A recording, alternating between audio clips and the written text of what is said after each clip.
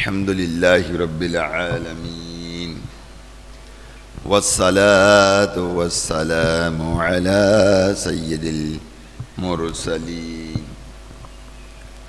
أما بعد فأعوذ بالله من الشيطان الرجيم بسم الله الرحمن الرحيم الصلاة والسلام عليك يا رسول الله وعلى آلك وصحابك يا حبيب الله الصلاة والسلام عليك يا نبي الله وعلى آلك وصحابك يا نور الله اللهم صل وسلم وبارك على سيدنا ومولانا محمد النبي الأمي الحبيب العالي القدر العظيم الجاه وعلى آلہ وصحابہ. میرے میٹھے اور محترم اسلامی بھائیوں، فرمان آخری نبی رسول ہاشمی صلی اللہ علیہ وآلہ وسلم مجھ پر کثرت سے درود پاک، آپ فرماتے ہیں کہ مجھ پر کثرت سے درود پاک پڑھو کہ بے شک تمہارا مجھ پر درود پاک پڑھنا تمہارے گناہوں کے لیے مغفرت ہے. حضرت شیخ عبدالحق محدث دہلوی رحمۃ اللہ تعالی علیہ فرماتے کہ اس مومن پر نہایت ہی تعجب ہے کہ وہ دن رات کی گھڑیوں میں سے ایک گھڑی بھر اس عبادت یعنی درود پاک پر صرف نہ کرے جو منبع انوار و برکات اور تمام بھلائیوں اور سعادتوں کے دروازے کھولنے والی ہے. تو میرے میٹھے محترم اسلامی بھائی، درود پاک پڑھنے کے الحمدللہ اس قدر برکات ہیں کہ انوار اور برکات کی اس پر بارش ہوتی ہے اور بھلائی کے اس کے لیے راستے کھلتے ہیں کہ جو حضور علیہ الصلاۃ والسلام پہ باکثرت درود پاک پڑھتا ہے. بڑے فضائل ہیں درود پاک کے حوالے سے اور ہمیں چاہیے کہ ہم سنتے ضرور ہیں، اللہ کرے ہم عمل کرتے رہیں اور خوب اس کی برکتیں حاصل کرتے رہیں. بڑی خوبصورت بات ارشاد فرمائی حضرت شیخ محدث دہلوی رحمۃ اللہ تعالی علی نے کہ الحمدللہ اس پر نور کی برسات بھی ہوتی ہے، اس کو برکتیں بھی ملتی ہیں اور تمام بھلائیوں کی اس کو سعادتیں بھی حاصل ہوتی ہیں. اصل جو انسان کی زندگی کا جو حصہ ہے وہ دنیا میں بھلائی ہے اور بھلائیوں میں ساری چیزیں آتی ہیں، جس میں نماز بھی ہے، روزہ بھی ہے، امر بالمعروف بھی ہے، حسن اخلاق بھی ہے، یہ تمام چیزیں ہیں. تو درود پاک کی الحمدللہ بڑی برکت ہے اور اس برکت کو لوٹنے کے لیے ہمیں کوشاں رہنا چاہیے. اس کے لیے زندگی کا کچھ حصہ مختص کر کے اس پہ درود پاک پڑھنا چاہیے اور ذوق و شوق پیدا کرنا چاہیے. تصورات گنبد خضرا، تصورات سنہری جالیاں، سبز جالیاں مسجد نبوی میں بیٹھے ہیں اور حضور علیہ الصلاۃ والسلام پہ جو ہے درود پاک پڑھ رہے ہیں. درود پاک کے حوالے سے حضرت علامہ کفایت علی کافی رحمۃ اللہ تعالی علی فرماتے ہیں کہ دعا کے ساتھ نہ ہووے اگر درود شریف، دعا کے ساتھ نہ ہووے اگر درود شریف، نہ ہووے حشر تلک بھی بر آور حاجات. دعا کے ساتھ نہ ہووے اگر درود شریف، نہ ہووے حشر تلک بھی برآور حاجات، قبولیت ہے دعا کو درود کے باعث، قبولیت ہے دعا کو درود کے باعث، یہ ہے درود کے ثابت کرامت و برکات۔ صلو علی الحبیب صلی اللہ علی محمد۔ اللہم صلی وسلم وبارک علی سیدنا و مولانا محمد النبی الامی الحبیب العالی القدر العظیم الجاہ وعلی آلہ واصحابہ وبارک وسلم صلاۃ و سلام علیک یا سیدی یا رسول اللہ۔ میرے میٹھے محترم اسلام بھائیو، قرآن و حدیث میں ایمان پر ثابت قدم رہنے کی کس قدر تاکید بیان کی گئی ہے۔ ایک مسلمان کو ایمان کی سلامتی کے لیے کس قدر فکر مند رہنے کی ضرورت ہے، اور ہمارے بزرگان دین ایمان کی حفاظت کے لیے کس طرح کرتے تھے، انہیں ایمان چھن جانے کا کتنا خوف ہوا کرتا تھا، ایمان کے چھن جانے کے متعلق فکر مند رہنا کتنا ضروری ہے، آخرت میں نجات پانے کے لیے کیا تدبیر اختیار کی جائے۔ اس کے علاوہ بعض ایسے امور کے بارے میں بھی جاننے کی کوشش کریں گے کہ جو ایمان کی بربادی کا سبب بنتے ہیں۔ تو میرے میٹھے محترم اسلامی بھائیوں، ایمان کی حفاظت کے حوالے سے اگر ہم اپنے آپ کو دیکھتے ہیں، نگاہ ڈالتے ہیں، تو حقیقت یہ کہ ہم مسلمانوں کی جو سب سے بڑی جو دولت ہے وہ ایمان ہے، اور اس ایمان کو چرانے کے لیے شیطان جو ہے وہ ہر طرح سے کوششیں جو ہے کر رہا ہے، اور یہی وجہ ہے کہ ایمان کی مضبوطی نہ ہونے کے سبب ہم گناہوں کی طرف التفات کرتے ہیں، اللہ کے نافرمان بن جاتے ہیں، نیکیوں کو حاصل کرنے میں سستی برتتے ہیں، اور گناہ کرنے میں جلدی کرتے ہیں۔ میرے میٹھے محترم اسلامی بھائیوں، کہ ایمان کو بچانا اور ایمان کی حفاظت کرنا ہر مسلمان مومن اور مرد پر لازم ہے۔ یاد رکھیے کہ جب تک ہم دنیا سے ایمان سے نہیں جائیں گے تو دنیا کے کوئی بھی نیک عمل جو صدقہ جاریہ بنتے ہیں وہ ہمیں پھر کبھی قبر میں مرنے کے بعد بھی میسر نہیں آئیں گے۔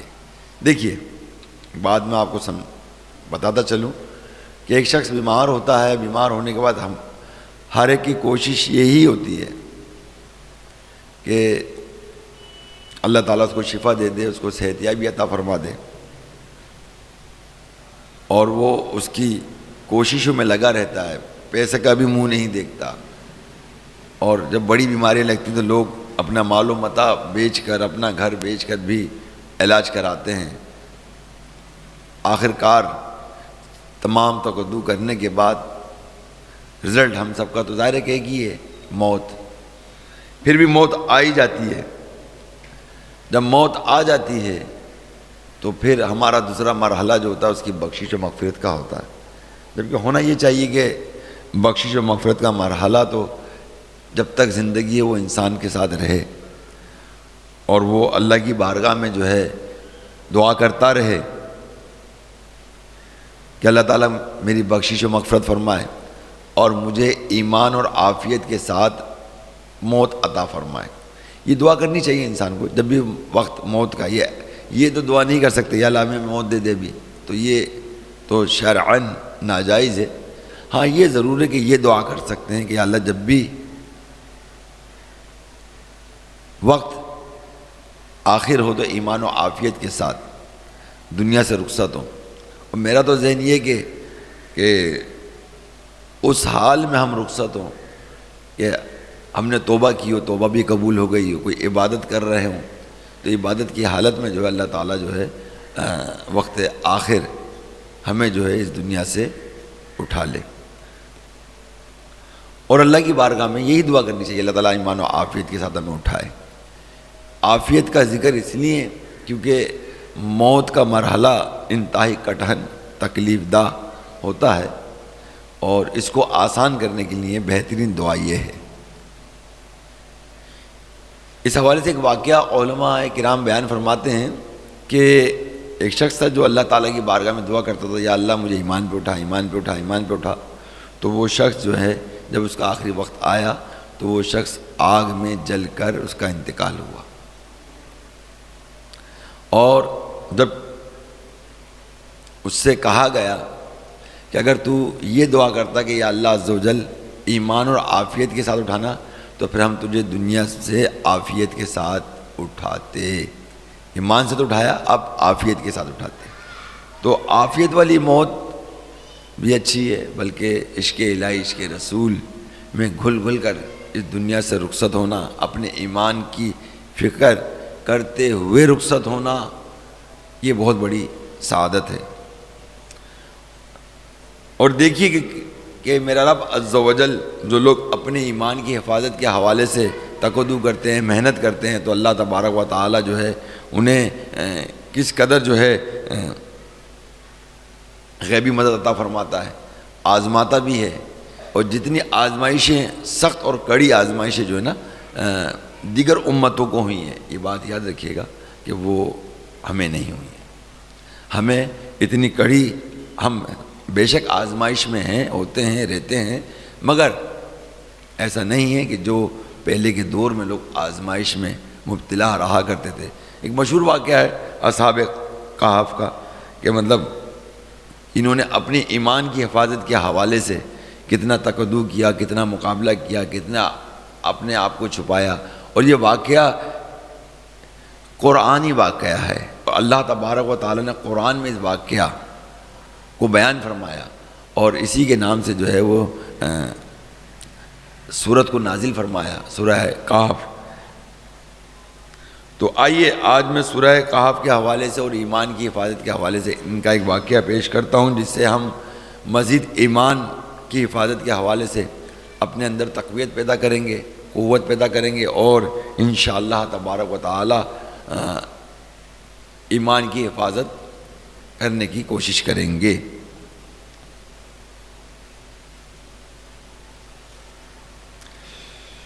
بحریہ عرب کے کنارے ملک روم کی زمین پر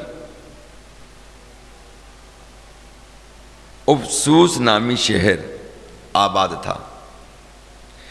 یہ شہر بادشاہ دقیانوس کی سلطنت میں آتا تھا. اب یہ دقیانوس عام طور پہ بہت مشہور ہے. دقیانوس جو عام طور پہ بہت مشہور ہے. دقیانوس کیا تو دقیانوسی والی باتیں کرتا ہے. تو یہ شاید بہت کم لوگوں کو پتا ہوگا. دقیانوس جو نا یہ ایک کافر بادشاہ تھا. دقیانوس کافر بادشاہ تھا، اور یہ بہت ظلم کیا کرتا تھا ایمان والوں کے ساتھ. تو دقیانوس کی سلطنت میں آتا تھا یہ. اور دقیانوس خود بھی غیر خدا کی پوجا کرتا تھا، وہ ان بتوں کی پوجا کرتا تھا، اور لوگوں کو بھی اس پر مجبور کرتا تھا، اور جو انکار کرتا اس پر ظلم کرتا، اور عبرت ناک سزا دیتا. دقیانوس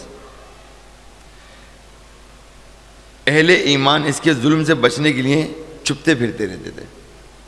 اہل ایمان اپنے ایمان کی حفاظت کے حوالے سے وہ اس کے ظلم و ستم سے چھپتے پھرتے رہتے تھے اور اپنا ایمان بچاتے. اہل ایمان کے ایک معزز گروہ کو یہ خدشہ تھا کہ ایک نہ ایک دن دقیانوس ان تک پہنچ جائے گا اور انہیں غیر خدا کی پوجا پر مجبور کرے گا. اس خطرے کے پیش نظر انہوں نے یہ شہر چھوڑنے کا فیصلہ کیا اور وہاں سے چل پڑے. اور راستے میں ان کی ملاقات ایک چرواہا سے ہوئی جو اپنا ایمان بچانے کے لیے شہر سے باہر ہی جا رہا تھا. وہ چرواہا بھی اپنے ایمان سے کی حفاظت کے حوالے سے شہر سے باہر جا رہا تھا. تو اس کے ساتھ ایک کتا بھی تھا، وہ چرواہا اور اس کا کتا بھی ان کے ساتھ ہو گئے۔ راستے میں موجود ایک غار کو انہوں نے اپنا ٹھکانہ بنا لیا اور وہاں آرام کرنے کے خاطر لیٹ گئے۔ غار میں لیٹنے کے بعد ان کے ساتھ کئی عجیب و غریب واقعات ہوئے۔ یہ لوگ غار میں 309 سال تک سوتے رہے، 300 سال تک، اور 300 سال کے بعد جب اللہ پاک کے حکم سے یہ لوگ بیدار ہوئے تو نہ صرف ان کے بدن سلامت تھے بلکہ ان کے کپڑے بھی اور پیسے بھی، یہاں تک کہ ان کا کتا بھی سلامت تھا۔ وہ غار میں سو رہے تھے، لیکن اس طرح کے کوئی انہیں دیکھتا تو وہ یہی سمجھتا کہ یہ لوگ جاگ رہے ہیں۔ اللہ پاک کے حکم سے سورج نکلتے وقت غار سے دائیں طرف ہو جاتا اور غروب ہوتے وقت بائیں طرف ہو جاتا۔ اس طرح یہ نیک لوگ غار کے کھلے حصے میں لیٹنے کے باوجود سورج کی شعاؤں سے محفوظ رہے۔ دقیانوس کو جب یہ خبر پہنچی کہ چند لوگوں نے غیر خدا کی پوجا سے بچنے کے لیے غار کو اپنا ٹھکانہ بنایا تو اس نے حکم دیا کہ غار کے منہ پر ایک دیوار بنا دی جائے تاکہ وہ کبھی غار سے نکل نہ سکیں گے اور اس میں سسک کر دم توڑ دیں گے۔ دقیانوس نے جیسے دیوار تعمیر کرنے کی ذمہ داری سونپی تھی، وہ نیک آدمی تھا اور وہ اس فیصلے کو تبدیل تو کروا نہیں سکتا تھا، لہذا اس نے غار کو اپنا ٹھکانہ بنانے والوں کے نام اور کچھ تفصیلات ایک تختی پر لکھ کر اسے صندوق میں رکھوایا اور اس صندوق کو دیوار کی بنیاد میں محفوظ کر دیا۔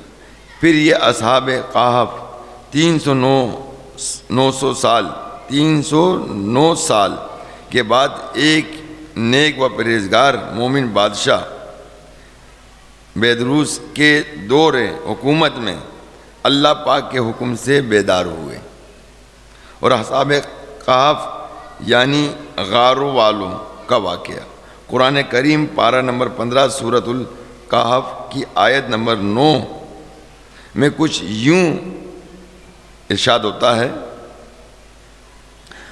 ام حسبت ان اصحاب الکہف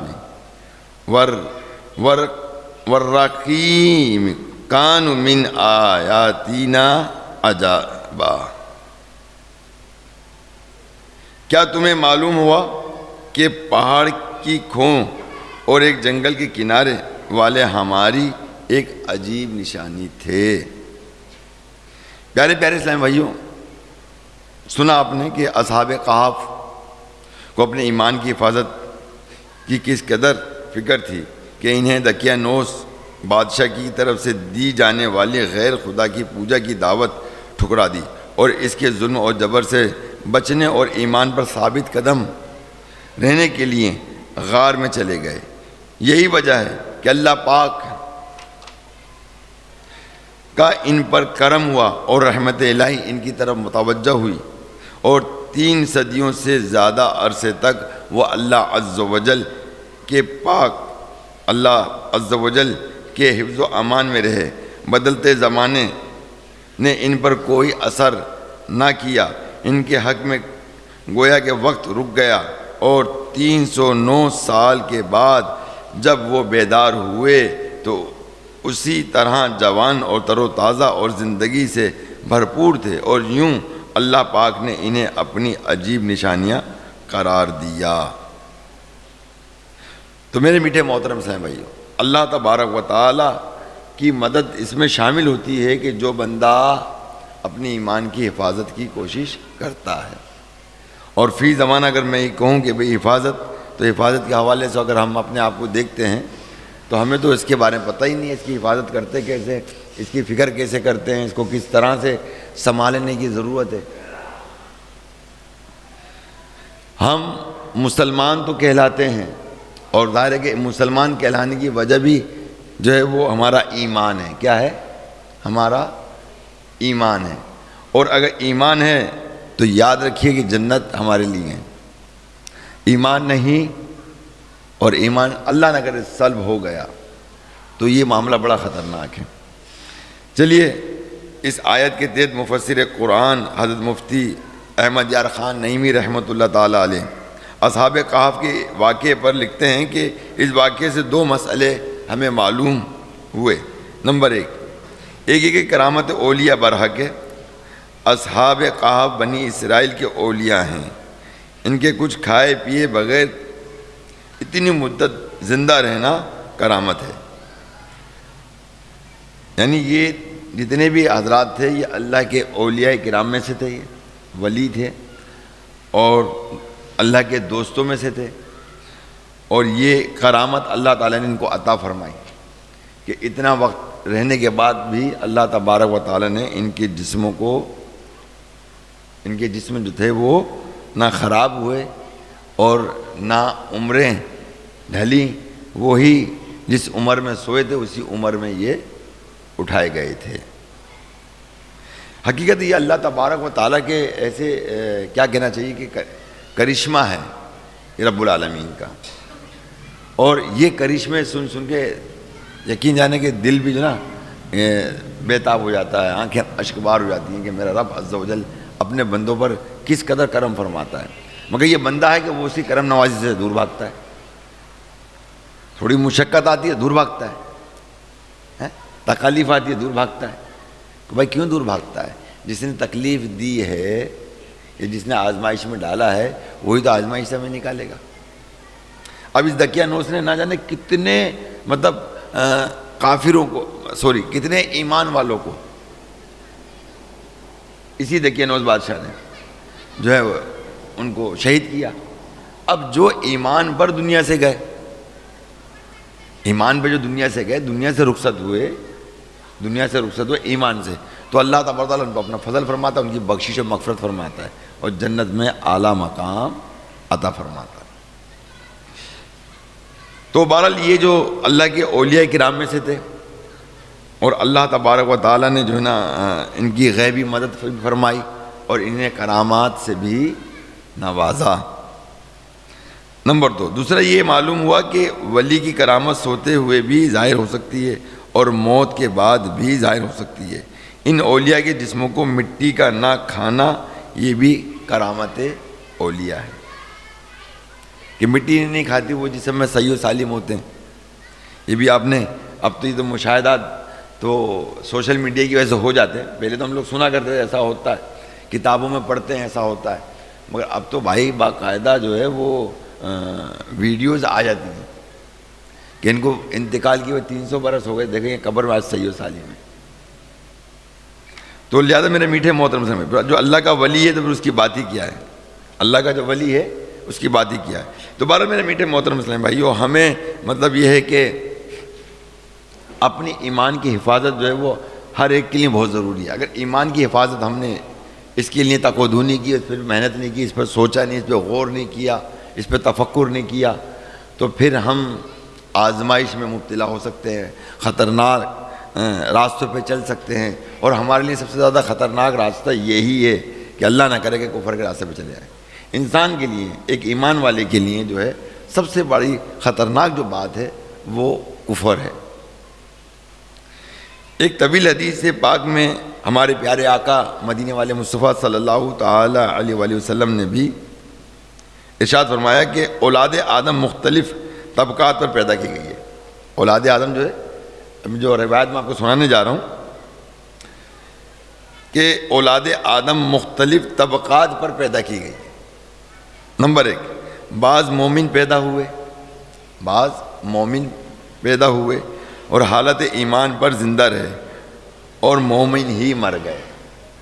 یعنی بعض جو ہے پیدا ہوئے، ہم جیسے نسلی ہمارے ماں باپ مسلمان، ہم مسلمان، ایسے ہی نا ہم مسلمان۔ اچھا، تو مومن تو پیدا ہوئے اور ایمان پر بھی زندہ رہے اور ایمان ہی کی حالت میں دنیا سے رخصت ہو گئے۔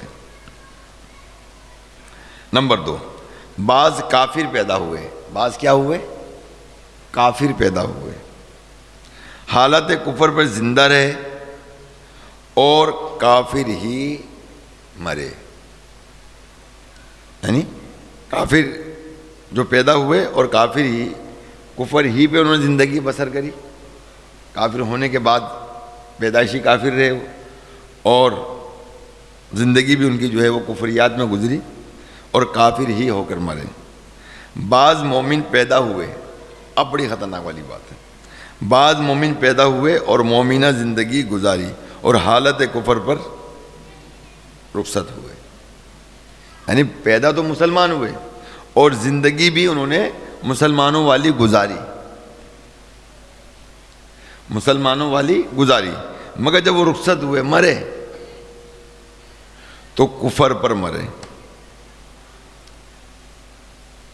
نمبر 4 کہ بعض کافر پیدا ہوئے، بعض تو کافر پیدا ہوئے، کافر زندہ رہے، کافر زندہ رہے اور جب وہ مرے تو مومن بن کے مرے۔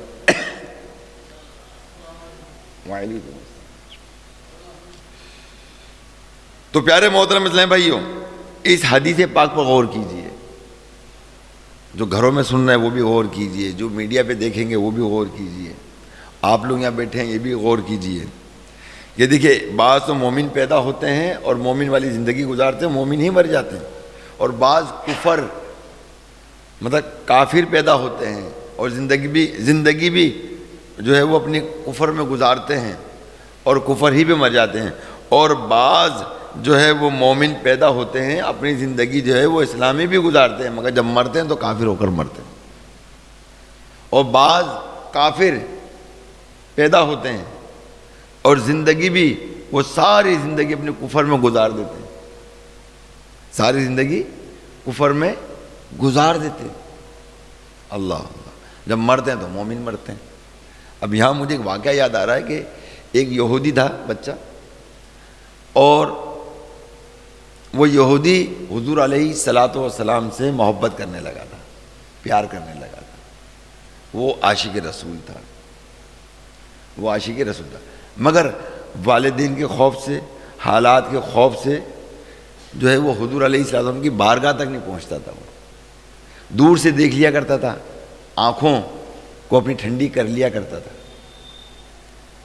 اور ان کے جلووں میں گم رہا کرتا تھا۔ اس محبت، اس پیار نے اس بندے پہ اس قدر شدت کا غلبہ پیدا کیا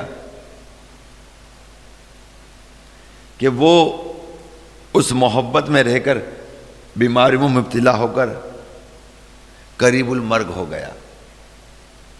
باپ نہ جانے کتنا اس کا علاج کرواتا حکیموں سے، مگر وہ صحت یاب نہ ہوتا۔ وہ صحت یاب کہاں سے ہوگا؟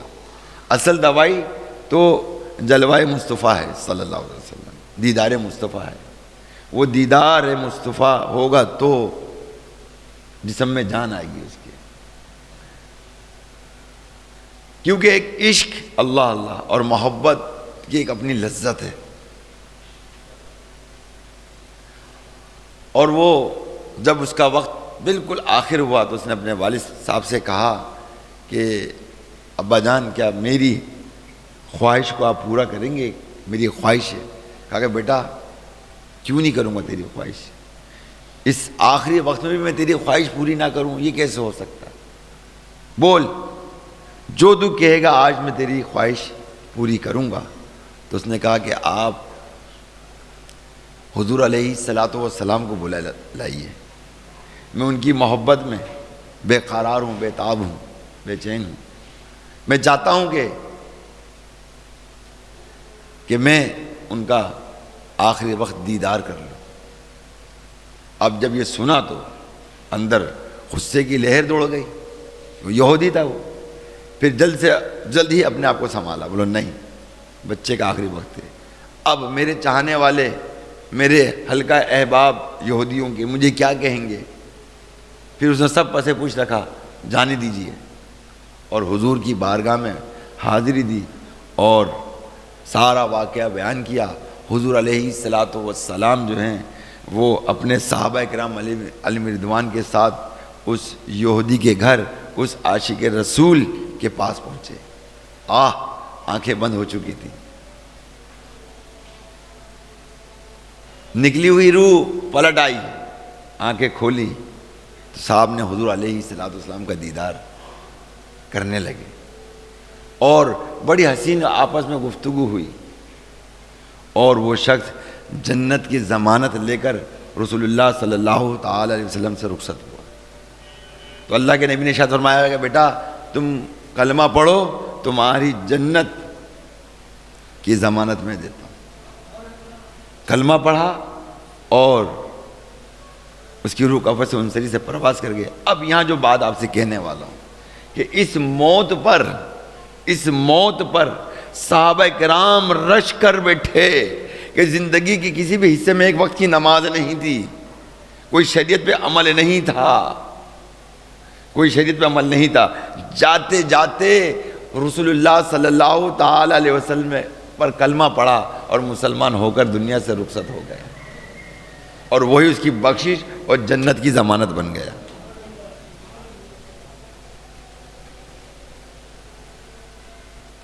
تو میرے میٹھے محترم اسلامی بھائیوں, جو بات آپ کو میں کہنے والا ہوں یہی سمجھنے کی بات ہے کہ بعض بندے جو ہیں مومن پیدا ہوئے, مومنانہ زندگی گزارتے ہیں مگر مرتے ہیں کفر کی حالت میں.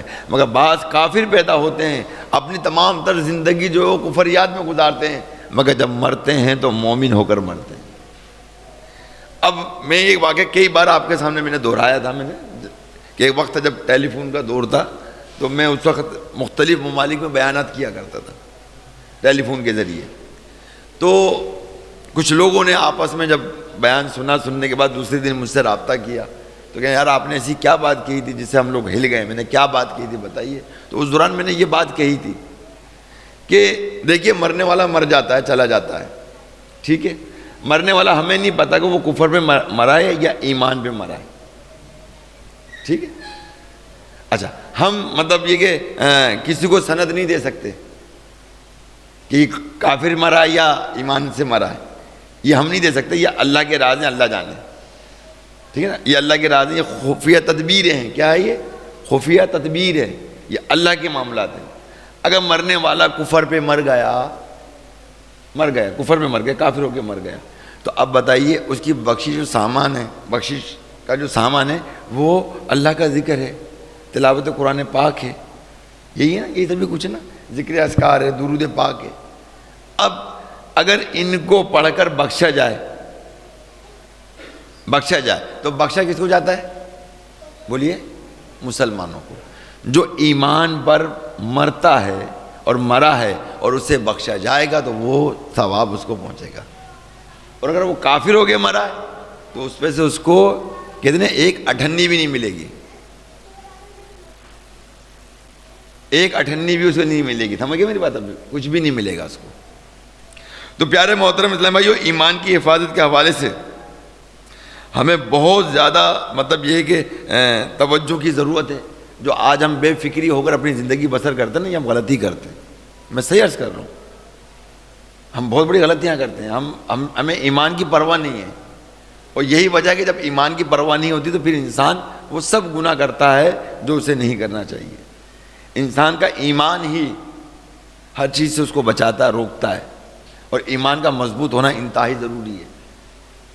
تو پیارے میٹھے محترم اسلامی بھائیوں, کہ معلوم ہو کہ اصل کامیابی صرف دنیا میں مومن اور مسلمان ہونا ہی نہیں بلکہ اس کے ساتھ ساتھ مرتے وقت اپنا ایمان سلامت لے جانا اصل کامیابی ہے.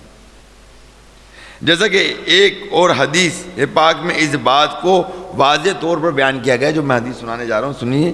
کہ سرکار مدینہ علیہ الصلوۃ والسلام نے ارشاد فرمایا کہ ہر بندہ اس حالت پر اٹھایا جائے گا جس پر مرے گا. غور کرنے کی بات ہے کہ اللہ کے نبی کیا ارشاد فرماتے ہیں, ہر بندہ اس حالت میں اٹھایا جائے گا کہ جس پر وہ مرے گا, جس حالت میں وہ مرے گا. ایمان کی حالت میں اٹھے گا تو ایمان والا ہوگا, بے ایمان ہو کر کافر ہو کے مرا تو وہ کفر کی حالت میں اٹھے گا۔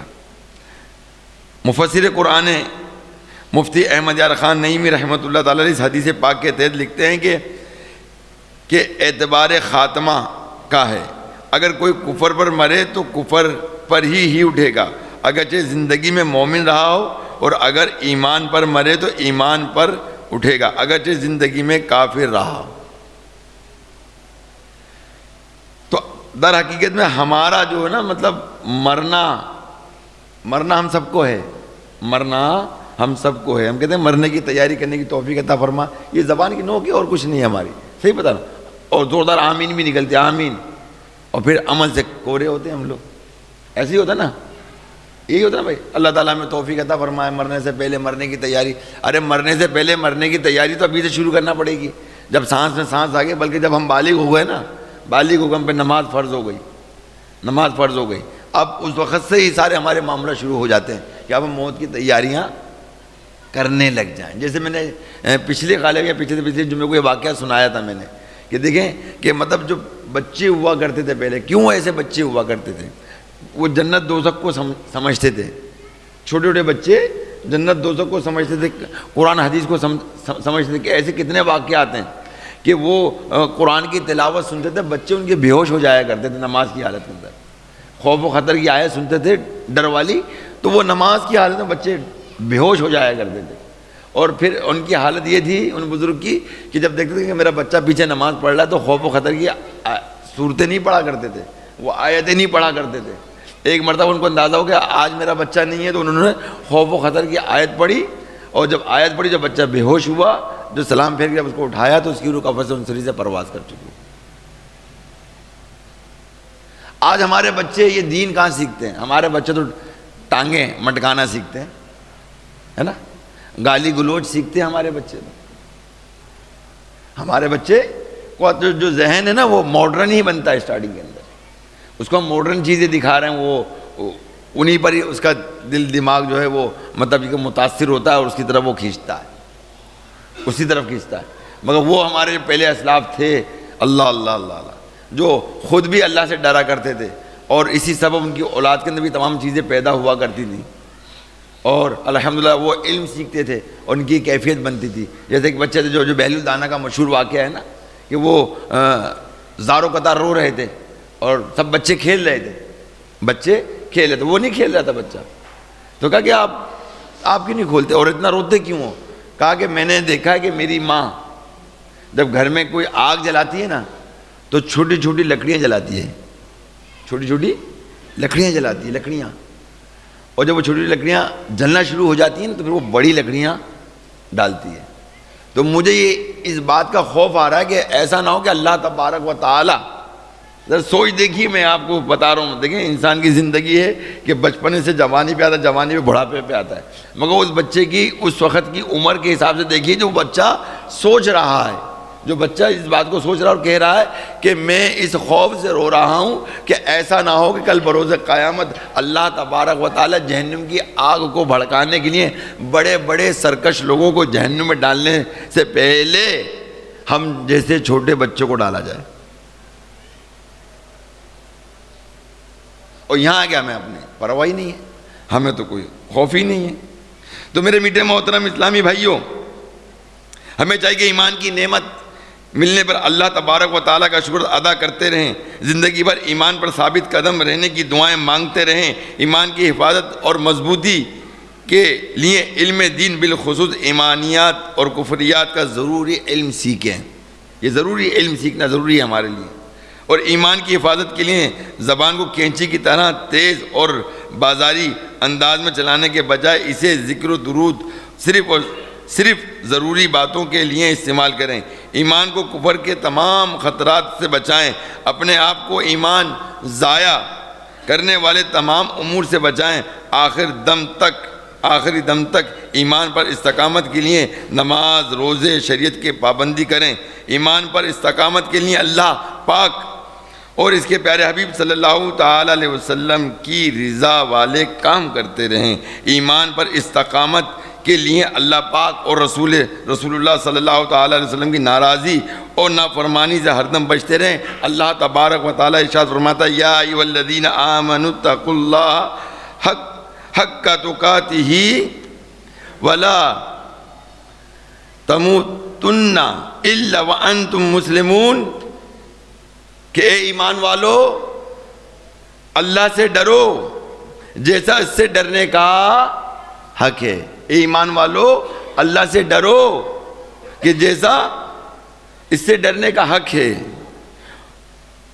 اور ہرگز نہ مرنا مگر مسلمان۔ اللہ اللہ، قرآن پہ ہمیں بتا رہا ہے ایمان کے حوالے سے، قرآن بتا رہا ہے۔ اور دیکھیں جملہ دیکھیں قرآن پاک کا کہ اے ایمان والو اللہ سے ڈرو، اور جیسا کہ حق ہے ڈرنے کا، اللہ سے ڈرنے کا جیسا حق ہے۔ اب اللہ سے ڈرنے کا حق کیسا ہے بھائی؟ اللہ سے ڈرنے کا حق کیسا ہے؟ اللہ سے ڈرنے کا حق ایسا ہی ہے کہ جیسا کہ آپ کسی سے محبت کرتے ہیں اور اس کو آپ کوئی تکلیف نہیں پہنچانا چاہتے، اس کو کسی صورت میں ناراض نہیں کرنا چاہتے، اس کو راضی اور خوش کرنا چاہتے ہیں، اس کو تحفے تحائف دیتے ہیں، اس کو خوشی ہوتی ہے تو تمہیں خوشی ہوتی ہے، تمہیں پتہ کہ اس بات سے یہ ناراض ہوتا ہے تو وہ میں نے اس کو جو ہے ناراض نہیں کرنا، میں نے اسے ناراض نہیں کرنا۔ تو یہ حق ہے کہ ہمیں اللہ تعالیٰ سے جو ہے نا مطلب ڈرنا اسی طرح چاہیے جس طرح کے ڈرنے کا حق ہے۔ اور فرمایا کہ ہرگز نہ مرنا مگر مسلمان۔ اللہ اللہ، کہ ہمیں حکم دیا جا رہا ہے ایمان والوں سے کہا جا رہا ہے، ایمان والوں سے کہا جا رہا ہے، بے ایمانوں سے نہیں کہا جا رہا۔ تم اپنے ایمان کی حفاظت کرو، اور مرنا ہے تو مسلمان ہو کے مرنا تو مسلمان ہو کے مرنا۔ اس آیت مبارکہ کے تحت تفسیر نور العرفان میں ہے کہ اس سے معلوم ہوا ہے کہ اسلام پر خاتمہ ہونے کا اعتبار ہے۔ اگر عمر بھر مومن رہے مرتے وقت کافر ہو جائے تو وہ اصلی کافر کی طرح ہے۔ اس مفہوم کی ایک دوسری آیت مبارکہ کے تحت مفتی صاحب لکھتے ہیں کہ معلوم ہوا کہ مسلمان ہونا کمال نہیں بلکہ مسلمان مرنا کمال ہے۔ اللہ پاک ہم سب کو ایمان پر موت نصیب فرمائے۔ اللہ پاک کے پیارے نبی صلی اللہ تعالی علیہ وسلم کا فرمان عبرت نشان ہے کہ اعمال کا دار و مدار خاتمے پر ہے۔ اب اس حدیث پہ غور کیجئے، یقین جب یہ حدیث پڑھی تو میں تو چونکا ہوں میں اس حوالے سے کہ دیکھیں اللہ کے نبی نے کیا ارشاد فرمایا کہ اعمال کا دار و مدار خاتمے پر ہے۔ انسان کا جو خاتمہ ہوگا، بندے کا یا مسلمان کا خاتمہ ہوگا، اس کے عمل کے دار و مدار پر ہوگا۔ اب باخدا دل کی بالغنی سے جھانک کر دیکھیں ہمارے عمل کیسے ہیں، ہمارے اپنے عمل کیسے ہیں۔ نمازوں کے بارے میں دیکھیں، بدنگاہی کے بارے میں دیکھیں، چیٹنگ کے بارے میں دیکھیں، خیالات کے بارے میں دیکھیں، منافقت کے حوالے سے دیکھیں کہ اندر کیا ہے باہر کیا ہے، ہماری سوچ کیا ہے، ہماری فکر کیا ہے، ہم نے جانا کیا ہے، ہم جان کیا رہے ہیں، حق جان رہے ہیں یا باطل کو جان رہے ہیں۔ آج تو ہم گناہ کو بھی نیکی سمجھ کے کرتے ہیں، ایسی ہماری حالت ہو گئی ہے، گناہ بھی ہم نیکی سمجھ کے کرتے ہیں، ہمیں اس کی یہ تمیز بھی ختم ہو گئی ہے۔ تو اللہ کے نبی ارشاد فرما رہے ہیں کہ اعمال کا دار و مدار جو ہے خاتمے پر ہے۔ نمبر 2، اللہ پاک ہمیں سلامتی ایمان سے اٹھائے۔ اللہ کے نبی کیا فرما رہے ہیں کہ اللہ پاک ہمیں سلامتی ایمان سے اٹھائے اور نیک لوگوں کے ساتھ ہمارا حشر فرمائے۔ دیکھا پیار سے کہ ہمیں چاہیے کہ ہم ایسے نیک لوگوں کی صحبت کو اختیار کریں کہ جس سے ہماری ایمان کی حفاظت ہو۔ اور یہ بھی دیکھیں کہ یار ہمارے نزدیک جو دوست ہے وہ کیا ہے ہمارے نزدیک، یہ بھی تو دیکھیں نا۔ ایک دوست تو وہ ہے جس نے فلمیں دیکھنی ہے، ڈرامے دیکھنے ہیں، گانے بازے دیکھنے ہیں، ناچ کود دیکھنا ہے اور دیگر چیزیں دیکھنی ہیں، اور اسی کا ہی تمہیں ذہن دے گا وہ دوست آپ کو، اور کیا دے گا مجھے بتائیں۔ اور ایک دوست ایسا ہے کہ جو ڈکیتیاں کرتا ہے، چوریاں کرتا ہے، شراب پیتا ہے، تو جو اس کے ساتھ رہے گا تو وہ کیا کرے گا مجھے بتائیں، کیا کرے گا؟ یہ سب کچھ ہو رہا ہے۔ ایک دوست ایسا جو بدکاریاں بھی کرتا ہے، زنا بھی کرتا ہے، اور جو اس کے ساتھ دوست رہے گا تو وہ کیا کرے گا؟ بہتی گنگا سے تو لوگ ہاتھ دھو لیتے ہیں بھائی، سمجھے نا، کیونکہ ہم تو اس مراحل میں بہت زیادہ سینسٹیو ہیں، بہت زیادہ سینسٹیو ہیں۔ ہمارے کو بہکنے میں دیر نہیں لگتی، مگر اللہ جس کو توفیق دے، قوت دے، طاقت دے، اللہ کی عطا سے بندہ جو ان گناہوں سے بچتا ہے، ورنہ بچنے کی امید کسی کو بھی نہیں ہے۔ یہ تو ایسے حالات ہیں، ایسے نازک، اور پھر ایسی چیزیں لوگ عام طور پہ جو وہ ویڈیوز دیکھتے ہیں، رومانٹک سین دیکھتے ہیں۔ اب بتائیں رومانٹک سین دیکھنے سے مرد عورت کے دل میں کیا کیفیت پیدا ہوتی ہے؟ کبھی غور کیا آپ نے؟ اب جو دل میں جو معاملات پیدا ہو رہے ہیں، تو مجھے بتائیے اس رب کعبہ کی قسم، کیا میرا رب عز و جل اس وقت ہمارے دل میں جو چیزیں پیدا ہو رہی ہے کیا اس کو پتہ نہیں ہے؟ آپ کس سے چھپا رہے ہو؟ چھپا سکتے ہو کسی سے؟ آپ اپنے آپ کو چھپا نہیں سکتے۔ ہمیں اپنے آپ کو کیسے چھپائیں گے؟ مجھے بتائیں، ہم اپنے آپ کو نہیں چھپا سکتے۔ ہم خود اپنے آپ کے خود چور ہیں۔ اس چوری سے ہمیں نکلنا ہے، اس چوری سے ہمیں نکلنا ہے، اور نکلے گا تو یہی ایمان ہے۔ یہ بات یاد رکھیے۔ جیسے کہ ایک واقعہ ہے کہ اللہ کے نبی علیہ الصلوۃ والسلام کی بارگاہ میں عرض کیا کہ یا رسول اللہ صلی اللہ علیہ وسلم، ہمیں ایسے ایسے خیالات بد آتے ہیں کہ اگر ہم بیان کریں تو لوگ ہمیں قتل کر دیں۔ کیا کر دیں؟ قتل کر دیں، قتل، ایسے اگر ہم بیان کریں۔ تو آپ سرکار مدینہ علیہ الصلوۃ والسلام نے فرمایا تو جب ایسے خیالات آتے تو آپ کیا کرتے ہو؟ کہ ہم اس کو جھٹکتے ہیں۔ کیا فرمایا؟ کہ یہ برے خیالات ہیں، ہم اس کو جھٹکتے ہیں، نکالتے ہیں کہ یہ غلط ہے، غلط ہے، ہم اس کو غلط کہتے ہیں کہ کیا ہے، میری بات سنیے گا، اس سے بڑی اصلاح ہوگی ہماری اس بات سے، ہم اسے جھٹکتے ہیں۔ تو اللہ کے نبی نے ارشاد فرمایا یہی تو ایمان ہے۔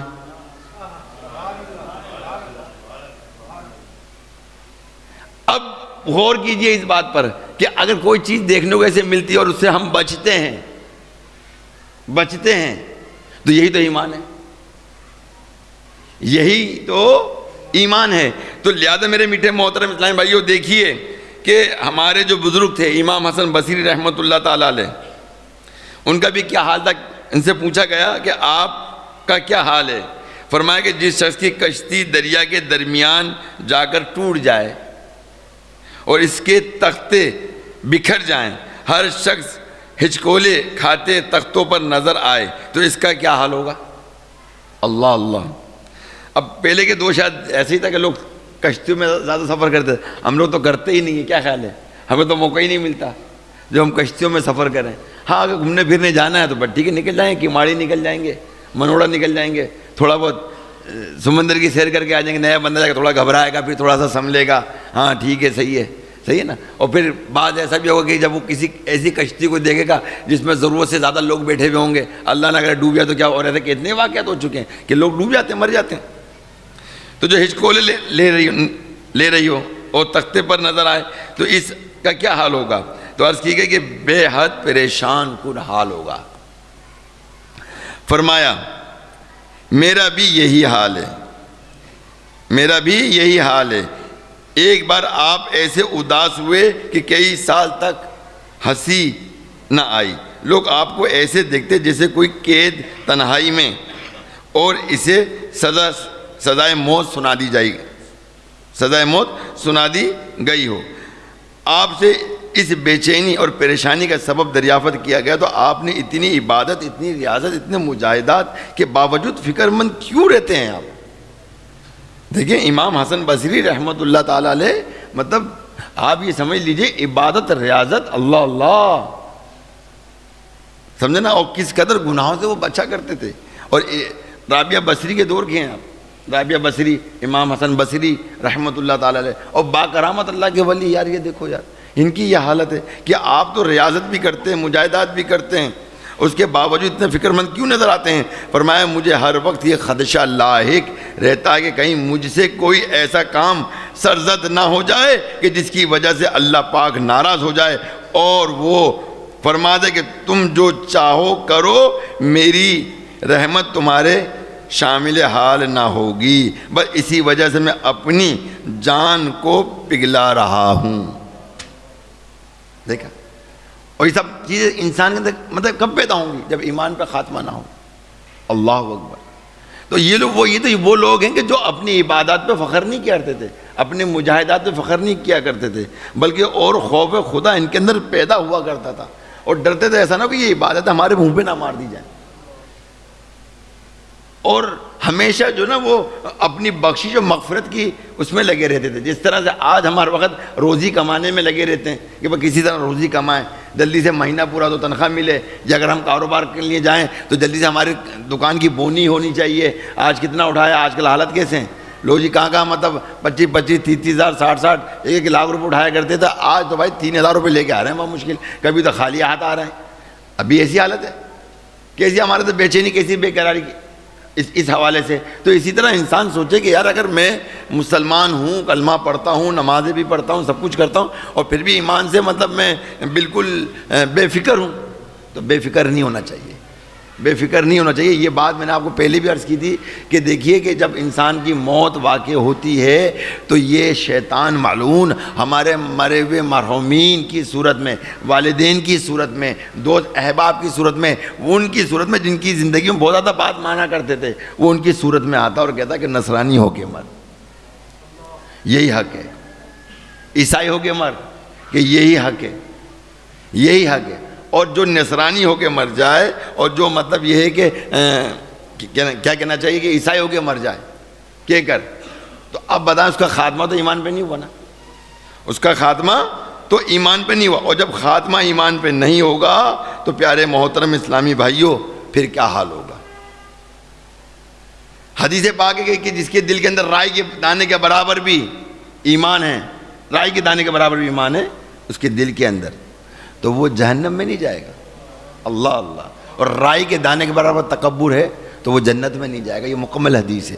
آئیے آپ کو اس خاتمے کے حوالے سے ایک واقعہ سناتا ہوں کہ حضرت عبداللہ مؤذن رحمۃ اللہ علیہ فرماتے کہ میں طواف کعبہ میں مشغول تھا کہ میں نے ایک شخص کو دیکھا کہ وہ غلاف کعبہ سے لپٹ کر ایک ہی دعا کی تکرار کر رہا تھا، یا اللہ عز و جل مجھے دنیا سے مسلمان رخصت کرنا، دنیا سے مجھے مسلمان رخصت کرنا. میں نے اس سے پوچھا کہ اس کے علاوہ کوئی اور دعا کیوں نہیں کرتے اور نہیں مانگتے. اس نے کہا کہ میرے 2 بھائی تھے، میرا بڑا بھائی ایک عرصے تک مسجد میں بلا معاوضہ فی سبیل اللہ اذان دیتا رہا. جب اس کی موت کا وقت آیا تو اس نے قرآن پاک مانگا، ہم نے اسے دے دیا، وہ اس سے برکتیں حاصل کرے.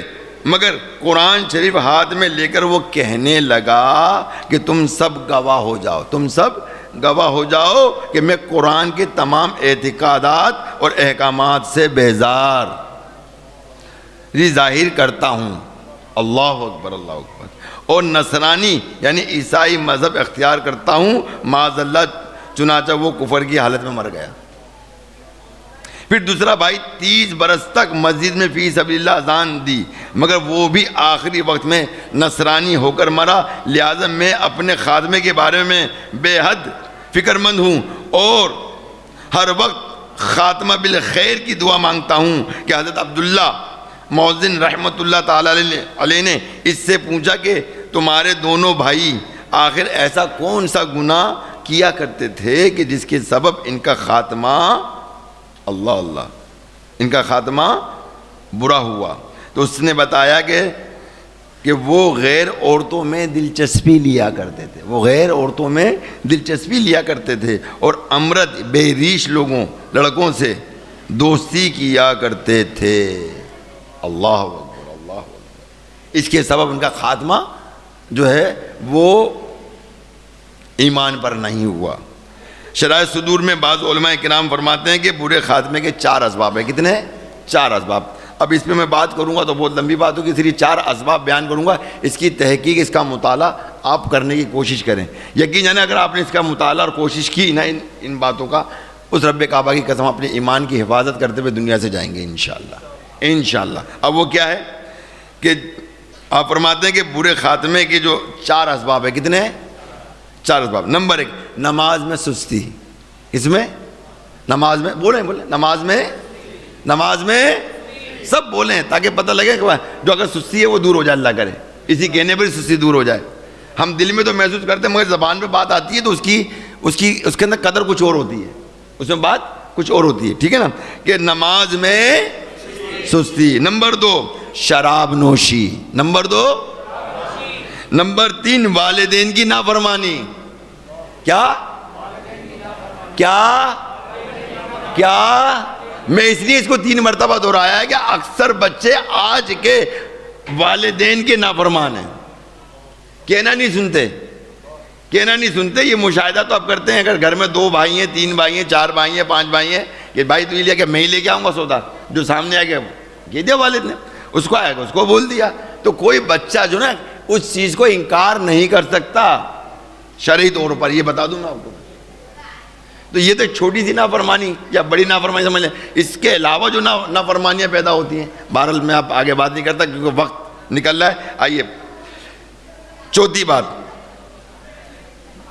بات برے خاتمے کے اسباب میں سے ہے کہ مسلمانوں کو تکلیف دینا. کیا دینا بولے؟ مسلمانوں کو نماز میں سستی کرنا, شراب نوشی کرنا, والدین کی نافرمانی کرنا اور مسلمانوں کو تکلیف دینا. یہ چاروں عمل برے خاتمے کے اسباب ہیں. اگر چاہتے ہیں کہ ایمان سے دنیا سے جائیں تو ان تمام گناہوں سے کما حق وہ اپنے آپ کو بچانے کی کوششوں میں مصروف عمل ہو جائیں. اللہ تعالیٰ آپ کو, مجھ کو, سب کو عمل کرنے کی توفیق رفیق عطا فرمائے. آمین بجائے نبی الامین صلی اللہ علیہ وآلہ وسلم وبارک وسلم.